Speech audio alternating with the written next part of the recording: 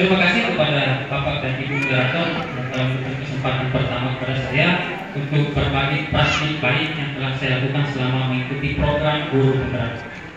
Assalamualaikum warahmatullahi wabarakatuh. Waalaikumsalam warahmatullahi wabarakatuh. Sepertinya belum terlalu meriah menjawab salamnya. Saya ulang sekali lagi karena kebaikan yang diulang-ulang insya Allah akan semakin baik lagi. Assalamualaikum warahmatullahi wabarakatuh.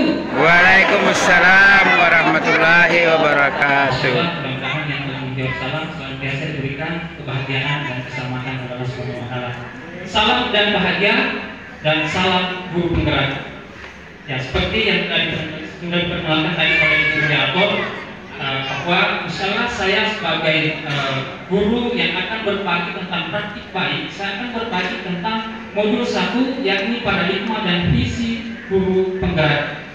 Ya, alhamdulillah selama saya menjadi guru penggerak, ada banyak hal yang telah saya lakukan untuk berbagi praktik baik yang ada di kelas saya, pada khususnya di sekolah maupun pada komunitas praktisi yang ada di lingkup di mana saya bertugas. Baik, di modul 1 yang paling pertama kami dapatkan adalah refleksi filosofis pendidikan Ki Hajar Dewantara. Mendengar nama Bapak Ki Hajar Dewantara tentunya tidak asing bagi kita, karena beliau adalah Bapak Pendidikan Nasional. Yang mana filosofi beliau akan dijadikan sebagai dasar pendidikan di Indonesia dari dulu hingga saat ini, bahkan pada kurikulum merdeka. Nah, salah satu filosofi beliau adalah menuntun murid. Nah, setiap anak, setiap murid yang kita hadapi di kelas itu terlahir bukan seperti kertas kosong, tetapi anak itu terlahir sesuai dengan kodratnya masing-masing. Nah, tugas guru adalah bagaimana menuntun peserta ini, menebalkan kodrat yang dimiliki oleh peserta ini, mengharapkan agar mencapai keselamatan dan kebahagiaan setinggi-tingginya, baik sebagai manusia maupun sebagai anggota masyarakat. Dan ada pun praktik baik yang saya lakukan di kelas untuk menuntun peserta didik saya. Yang paling saya utamakan adalah menuntun kedisiplinan peserta didik saya.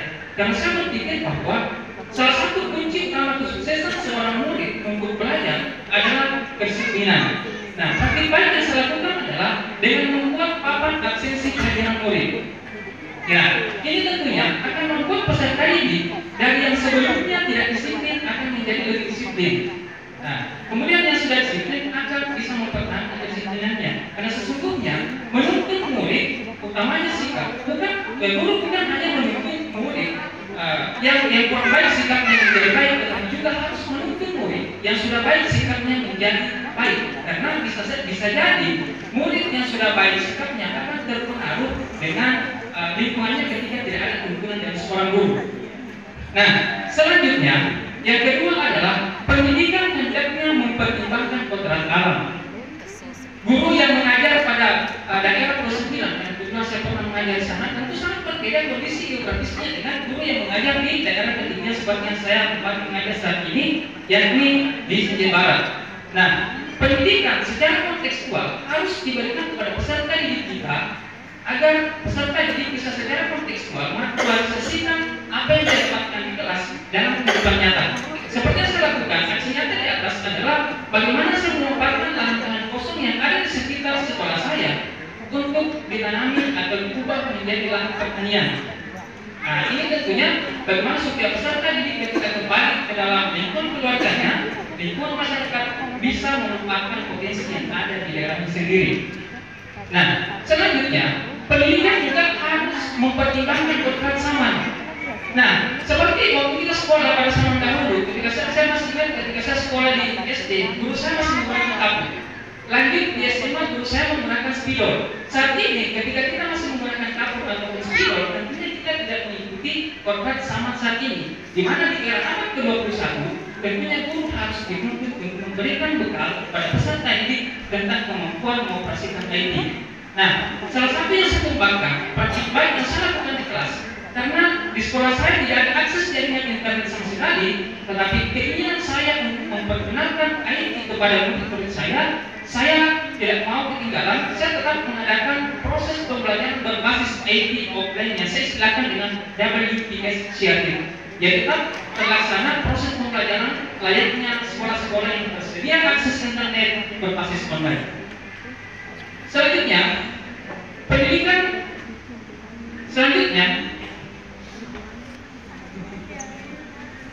pendidikan berhamba pada murid. Maksud daripada pendidikan berhamba pada murid adalah pendidikan yang berpusat pada murid dan melaksanakan proses pembelajaran sesuai dengan kebutuhan peserta didik kita. Nah, salah satu aksi nyata yang saya lakukan di kelas adalah dengan mengubah atau mendesain materi-materi pembelajaran. Jadi saya berikan kesempatan kepada peserta didik sesuai dengan bakatnya. Di kelas yang saya mampu, ada peserta didik yang suka ice breaking atau gebukan. Saya berikan kesempatan kepada murid-murid saya untuk mengemas materi pembelajaran dalam bentuk gebukan. Kemudian peserta didik saya yang suka menyanyi, berbakat tidak menyanyi, saya meminta peserta didik saya untuk mengemas materi pembelajaran dalam bentuk lagu. Nah, tentunya ini akan lebih membuat peserta didik lebih memahami proses atau materi-materi pembelajaran yang dipelajari pada saat itu. Selanjutnya, nilai dan peran guru penggerak. Ada 5 nilai yang harus dimiliki oleh seorang guru penggerak. Yang pertama, berpihak pada murid, mandiri, kolaboratif, inovatif, dan reflektif. Aksi nyata yang saya lakukan untuk nilai guru penggerak adalah dengan membuat sebuah media pembelajaran yang saya silakan dengan media pembelajaran TDSE atau TDSE. TDSE adalah singkatan dari media pembelajaran kosong, berbahan, sampah, dan elektrik. Bahannya atau medianya saya bawa di senapan merah yang di sana. Bapak dan Ibu sekalian bisa berkunjung untuk melihat bagaimana proses pengaplikasian daripada media tersebut. Nah, media ini merupakan inovasi yang saya buat untuk memenuhi kebutuhan belajar peserta didik. Yang mana ada 3 kebutuhan belajar peserta didik, yakni kebutuhan belajar. Gaya belajar akan audio, visual, dan estetik. Ketika saya menjelaskan materi pembelajaran atau penggunaan daripada media TDSE ini, peserta didik yang memiliki gaya belajar audio bisa langsung menyimak materi pembelajaran yang saya sampaikan. Dengan melihat karena ada materi yang saya pajang pada media tersebut akan memenuhi gaya belajar visual dari peserta didik yang ada di kelas saya. Dan selanjutnya, dengan mempraktikkan langsung media tersebut akan memenuhi gaya belajar estetik yang ada bagi murid yang ada di kelas saya. Nah, mungkin inilah yang bisa saya sampaikan. Untuk lebih jelasnya, karena semua proses praktik baik yang saya telah lakukan di kelas selama saya mengikuti pendidikan guru penggerak dari modul 1.1 sampai modul 3.3, semua telah saya upload di akun channel YouTube saya, yakni di channel Inspirasi Pendidikan.